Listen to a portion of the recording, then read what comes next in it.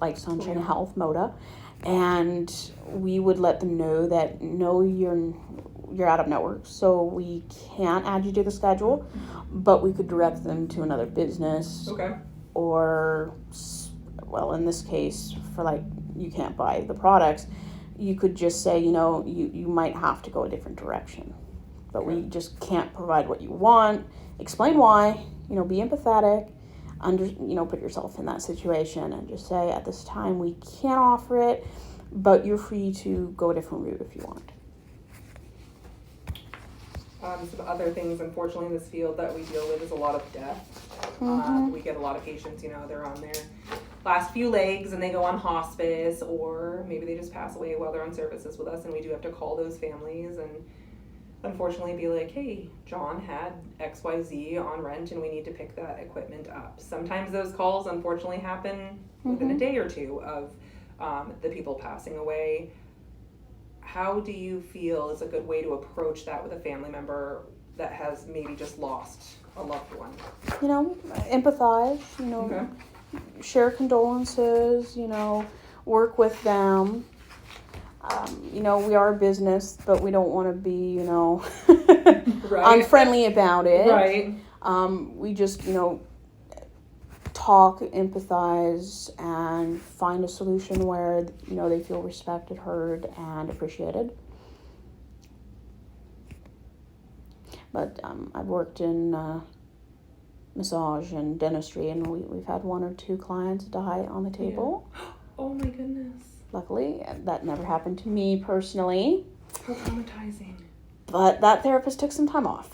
Yeah. Oh my goodness. 20 years. Even imagine. 20 years knowing somebody, and it's like, this happens. I hope it never happens in my waiting room. But, that's just part of life. And it's kind of sad, but at least they're not in pain anymore. Yeah, that's true too. That's a way to look at it. Some of the people that we service are really just, some of them are in a vegetative state. They have caregivers that take care of them, but they can't answer for themselves, and it does sometimes. You think, or even if it's a caregiver, their spouse that's been doing this for 15 years, and yeah, it's really sad that they lost them, but now maybe they can work on self-care and take care of themselves and things like that sometimes, because people neglect themselves. We always think of ourselves last, unfortunately. My mother had to take care of my maternal grandmother with Alzheimer's for 16 years. Geez. Not in the house, but she did pay for qualified RNs and CNAs to take care. So it does take a toll on everybody. Yeah, of course. Mm-hmm. Some other things I do. Well, let's start with, do you have any questions for me in regards to anything? So, obviously it's like being a receptionist, being an administrative person. Yep. Will I be calling insurance companies or, doing that kind of thing? Yeah, so sometimes we do have to reach out to the insurance companies. Usually it's just to check eligibility because we're unable to do it electronically. We use a system called Brightree. And most of those insurances are built in there where we can actually just hit the eligible button and it tells us all the information, deductible, out of pocket, and all that good stuff. But sometimes when you get into the retiree for state employees or the local 302 or something, we have to actually call and be like, hey, is this patient actually eligible for the month?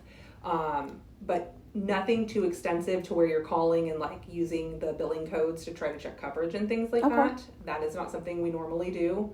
Not commonly, but very rare, we'll have a patient hand deliver documents to us. And in that case, we will create an account and an order for the patient, and then it goes to our qualifications team. So we start with obviously a fax or a hand delivered document to start the process of qualifications, and then it goes to a team member in town. There are different departments based off of the type of service.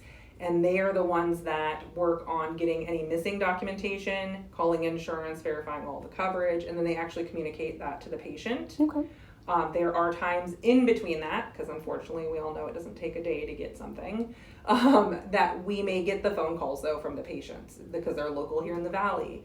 They're calling and asking for updates on kind of what things are going and if anything's needed.